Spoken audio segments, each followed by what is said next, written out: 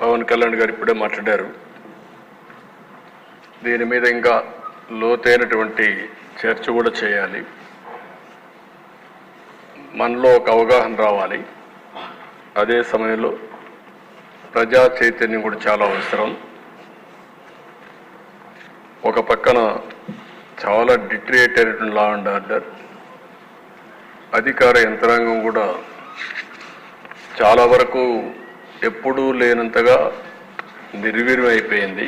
ఈ వ్యవస్థను కూడా మళ్ళీ పటిష్టం చేయాల్సిన అవసరం ఉంది. నెక్స్ట్ సెషన్లో మళ్ళా బడ్జెట్కి వస్తాం.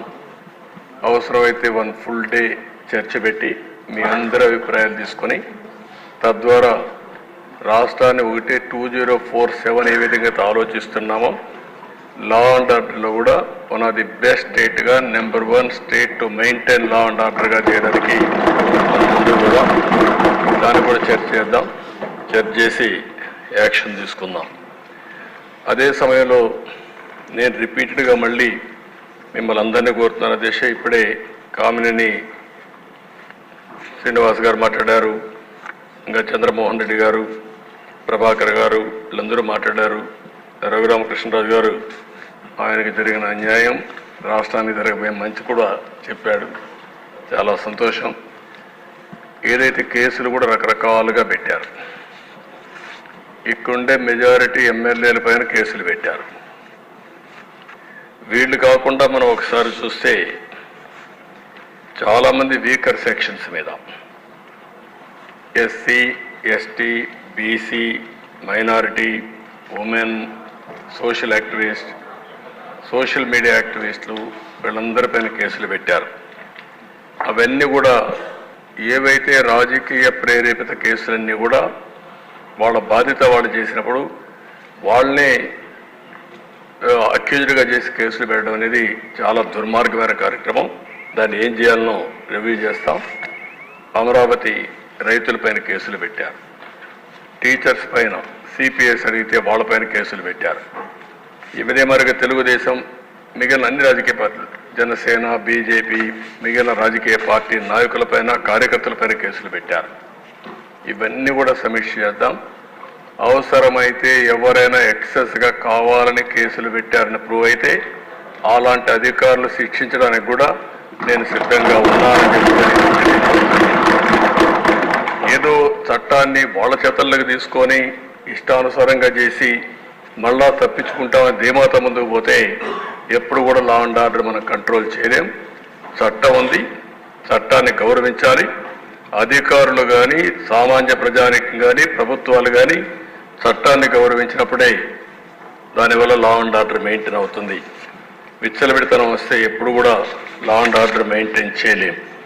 అదే సమయంలో అధ్యక్ష, ఇంకొక పక్క నేను ఇక్కడుండే మిమ్మల్ని కూడా కోరుతున్నా, మళ్ళీ ప్రభుత్వాన్ని ఇబ్బంది పెట్టే పరిస్థితి ఎన్డీఏలో ఉండే ఎవరు తేవద్దండి. నేను చాలా స్పష్టంగా రిక్వెస్ట్ చేస్తున్నాం. ప్రభుత్వం దృఢ సంకల్పంతో ఉన్నాం, లా అండ్ ఆర్డర్ మెయింటైన్ చేస్తాం. వారసత్వంగా కొన్ని సమస్యలు వచ్చాయి.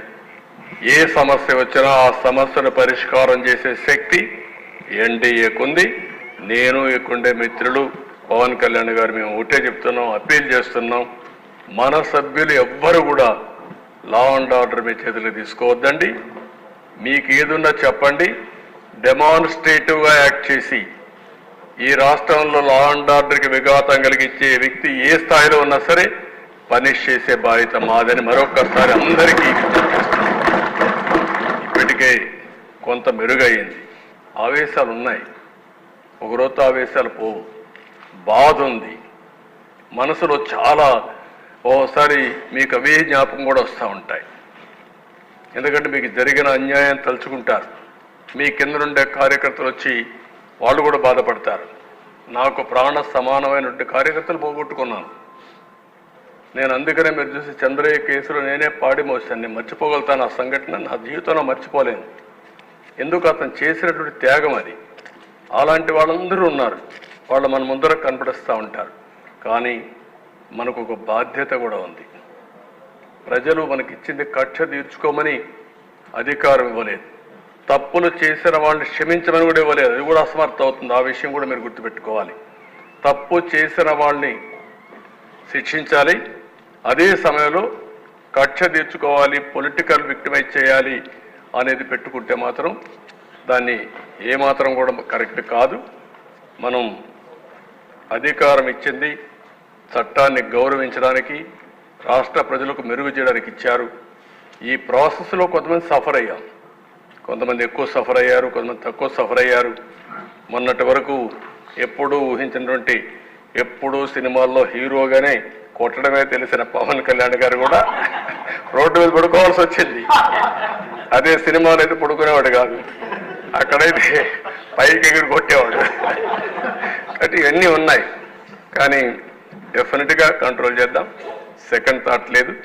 ఇది అయిన తర్వాత మళ్ళీ మనం మాట్లాడుకుందాం.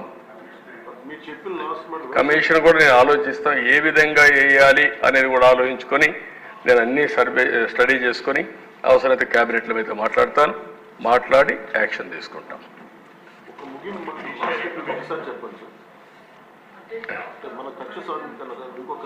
నేను ఒకసారి ఏంటమ్మా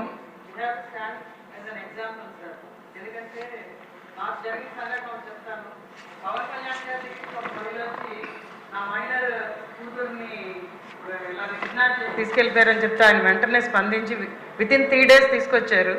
అదే ఇన్సిడెంట్ మా నియోజకవర్గంలో అయింది.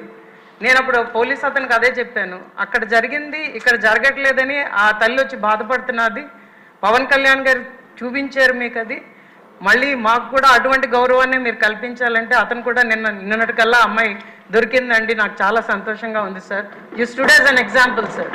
అందరూ కూడా అలాగే చేస్తే ఖచ్చితంగా లా అండ్ ఆర్డర్ బాగుపడుతుంది. ఎందుకంటే they plagued the system sir. System మొత్తాన్ని ఎలాగా వక్రీకరించి వాడుకోవచ్చు అన్నదానికి 2019-24 ఒక ఎగ్జాంపుల్గా నిలిచింది. దాన్ని మనం మార్చాలంటే ప్రతి ఒక్కళ్ళు దాంట్లో భాగస్వాములు అవ్వాలని నేను అందరినీ కోరుకుంటున్నాను. మీరు చెప్పినట్టు, మాధవ్ గారు చెప్పినట్టు, నెల్లిమర్ల శాసనసభ్యురాలు చెప్పినట్టు కొన్ని సమస్యలు మనం పరిష్కారం చేస్తున్నాం. కొన్ని సమస్యలు మన చేతల్లో లేని సమస్యలు కూడా ఉన్నాయి. నేను పార్టీ ఆఫీస్లో ఉన్నా, ఒకరోజు ఒక అమ్మాయి వచ్చింది. వస్తానే కళ్ళు నీళ్ళు పెట్టుకుని ఏడవడం మొదలుపెట్టింది. ఏంటమ్మా? ఒక 2 నిమిషాల తర్వాత తమాయించుకొని, సార్ నాకు జరిగిన అన్యాయం మర్చిపోలేకపోతున్నాను, మీరు ఏం చేస్తారో తెలియదు, ఆడబిడ్డలకు రక్షణ ఇచ్చే బాధ్యత మీరు తీసుకోండి. నేను ఒక విక్టిమ్ నేను చెప్పినప్పుడు ఆ అమ్మాయికి ఏం జరిగింది దానికంటే నేను అడగలేకపోయాను. కానీ అలాంటివి తిరిగి మనం కరెక్ట్ చేయలేం. కానీ దుర్మార్గులు సొసైటీలో లేకుండా చేసిన రోజున అలాంటి వారికి అందరికీ రక్షణ వస్తుంది. అదే నా ఆలోచన. నా జీవితంలో రెండో విషయం కూడా మీకు చెప్తున్నాను. పాదయాత్ర చేసేప్పుడు అనకాపల్లికి వచ్చాను. రాత్రి 2 గంటలకు నడుస్తూ ఉంటే అనకాపల్లిలో ఒక డీసెంట్ మహిళ ఒక అమ్మాయి వచ్చారు. ఆ అమ్మాయి వచ్చి అడిగింది ఒకటే మాట అడిగింది, సార్ మీరు ఏమి వద్దండి, మాకు రక్షణ ఇవ్వండి. అప్పుడే నిర్భయ కేసు జరిగింది ఢిల్లీలో నిర్భయ కేసు జరిగితే అనకాపల్లిలో ఉండే మహిళ వచ్చి 2 గంటల వరకు మేల్కొని, నేను మేలుకున్నాను సార్ మీకోసం, మీరు వస్తున్నారంటే మళ్ళా నాకు అవకాశం దొరకదు కాబట్టి చెప్పాలి సార్. ఈ దేశంలో మాలాంటి వాళ్ళు కొంచెం అందంగా ఉంటే ముసుగేసుకొని తిరిగే పరిస్థితికి వచ్చాం. అదే మరిగా బయట జరగలేని పరిస్థితికి వస్తున్నాం. మాకు స్వేచ్ఛ లేదా, కనీసం మాకు రక్షణ ఇవ్వలేరని చెప్పి అడిగినప్పుడు నాకు చాలా బాధ వేసింది. ఇలాంటి సంఘటనలు చాలా ఉన్నాయి. అందుకనే మనం మహిళల్లో కూడా చైతన్యం తీసుకురావాలి. అదే సమయంలో సమస్యలపైన కూడా మనందరం ఒక పద్ధతి ప్రకారం పనిచేస్తేనే సాధ్యమవుతుంది. ఇప్పుడే మళ్ళీ ఒకసారి పవన్ కళ్యాణ్ గారు చెప్పినట్టు మీరు గుర్తుపెట్టుకోవాల్సింది, మనందరి మీద ఒక బాధ్యత ఉంది. ఒక విధంగా మనందరం మనుషులమే. నాకు జరిగిన అవమానం నన్ను వెంటాడుతూ ఉంటుంది. మీరందరూ గుర్తుపెట్టుకోవాలి, నా జీవితంలో మొట్టమొదటిసారిగా నా కళ్ళలో నీళ్లు పెట్టిన సందర్భం ఒకటే ఒక సందర్భం. అది హౌస్లో నాకు జరిగిన అన్యాయంతో నా జీవితాంతం జ్ఞాపకం ఉంటుంది. దేనికి భయపడలేదు. నన్ను చంపతారని తెలిసిన 24 క్లేమోర్ మైన్స్ నా మీద బ్లాస్ట్ చేసినప్పుడు నేను బాధ్యత ప్రవర్తించాను తప్ప ఆధార్యంతో నేను మాట్లాడలేదు. నా కళ్ళల్లో ఒక్క చుక్క కన్నుడు రాలేదు.